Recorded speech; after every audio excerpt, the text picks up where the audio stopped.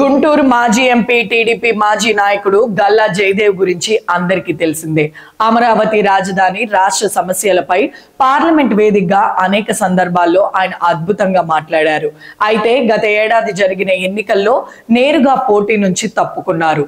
2014-2019 ఎన్నికల్లో టీడీపీ తరపున గుంటూరు నుంచి ఎంపీగా గెలిచి గల్లా రాజకీయాలను వదిలేయడం అప్పట్లో చర్చకు దారితీసింది. వైసీపీ హయాంలో గల్లా జయదేవ్ కి చెందిన కంపెనీ రాష్ట్రం నుంచి తరిమేసిన వాదనలో వెలుగులో వచ్చినప్పుడు టీడీపీ ఆయనకు మద్దతుగా నిలిచింది. గత సంగతి పక్కన పెడితే ప్రస్తుతం గల్లా మళ్లీ రాజకీయాల్లోకి రావాలని చూస్తున్నట్లు తెలుస్తుంది. దీనిపై అనుకూల మీడియాలోనే వార్తలు వస్తున్నాయి. మళ్లీ టీడీపీలోకి రావాలని ఆయన ప్రయత్నాలు చేస్తున్నారని సమాచారం.